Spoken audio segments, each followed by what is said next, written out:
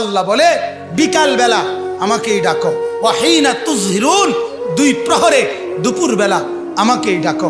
আল্লাহ বলে বান্দা শুধু আমাকেই ভাবো, আমাকেই ডাকো, আমার সাথেই সম্পর্ক গড়ো। কাজেই মুসলমান, আপনার যে সন্তান ফজরের নামাজের সেজদা কপালে জোটে না, আমি বললাম আমার নাম আনিসুর রহমান, আমি চ্যালেঞ্জ করলাম আপনার যেই ছেলে ফজরের নামাজ পড়ে না, মেয়ে ফজরের নামাজ পড়ে না, এ ভদ্র না, ভদ্র নয়, ভদ্র নয়, অসভ্য, অসভ্য, অসভ্য। তুমি যদি সাহস থাকে তো তুমি প্রতিবাদ করো, তুমি যুক্তি দাও। আমি বসুন্ধর কারণে তুমি বলো সেজদাবিহীন কোন মুসলমান ইমানদারের ছেলে, মেয়ে, বিবি যার কপালে সেজদা নাই, সে শিক্ষিত হয় নাই, সে সভ্য হয় নাই, সে ভদ্র হয় নাই। আল্লাহ কোরআনে বলছে ইবলিসকে, ইবলিস তুই সেজদা করলি না, অহংকার করেছিস, তুই বের হ আমার থেকে। জন্য যে সেজদা করে না সে অহংকারী, আর অহংকারীকে ভদ্র বলে না। কথা বলেন না কেন? অহংকারীকে কি বলে না?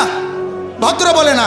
নাই তো বলেন আপনি পৃথিবীর কোন ডিকশনারিতে আছে কথা যে অহংকারীকে সভ্য বলে, অহংকারীকে ভদ্র বলে? আল্লাহ তো কোরআনে বলছে সেজদা না করা এটা অহংকার। এটা কি বলেন না? তাইলে অহংকারী কি ভদ্র হয়? অহংকারী কি সভ্য হয়? অতএব ছেলেকে ভদ্র বানান, ছেলেকে সভ্য বানান। পড়েন আপনি, কোনো সমস্যা নাই, বাংলা পড়েন, অঙ্ক পড়েন, ইংরেজি পড়েন, পদার্থ পড়েন, জীববিজ্ঞান পড়েন, হিমালয় পর্বত ফুরাটা ফইরা বাইতে যাই পড়েন, কোনো মানা নাই। আটলান্টিক মহাসাগর পইরা বাইতে নালান, কোনো আপত্তি নাই। কিন্তু কোরআন বাদ দিলেন কেন? সেজদা বাদ দিলেন কেন? গোলামি বাদ দিলেন কেন? বন্দিগি বাদ দিলেন কেন? আল্লাহকে ছেড়ে দিলেন কেন? আল্লাহর সাথে দুশ্মনী কেন? যে ছেলেটা সারাদিন একটা ওয়াক্ত নামাজ পড়ে না, যে বিবি একটা ওয়াক্ত নামাজ পড়ে না, যে মেয়েটা পর্দা করে না, তারে জিজ্ঞাসা করেন না যে মা সবার সাথে সম্পর্ক বজায় রাখো, মালিকের সাথে কেন দুশ্মনী? আল্লাহর লগে কি নারাজি হইলা? আল্লাহর সাথে কি দুশ্মনী? আল্লাহর লগে কেন রাগ করলা? কেন রাগ করলা?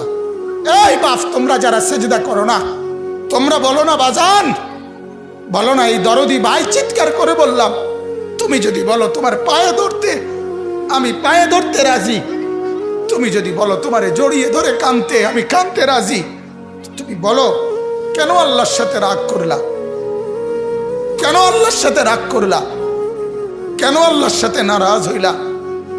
কেন সেজদা কপালে জুটলো না?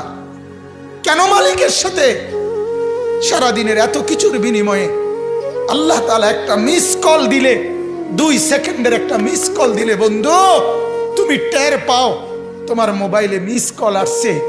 এত বড় মসজিদে 6টা মাইকের হরন দিয়া আল্লাহু আকবার বলে তোমারে ডাক দেয়, তোমার একটা বারও কানে লাগে না, বিবেকে লাগে না। তোর মতো শক্ত ডাকাত, তোর মতো পাষাণ বেটা আর কে হইতে পারে? বেটা কথা বলেন না কেন? তুই ডাকাত, কত বড় ডাকাত! হ্যাঁ, এজন্য ইনশাআল্লাহ আল্লাহকে রাজি করব। বলেন ইনশাআল্লাহ। সেজদা করব তো ইনশাআল্লাহ। যুবকরা তোমরা বলো না ইনশাআল্লাহ। নওজোয়ান তোমাদেরকে বলি, আমার আশা ভরসার স্বপ্ন এই নওজোয়ানদেরকে জাগানো।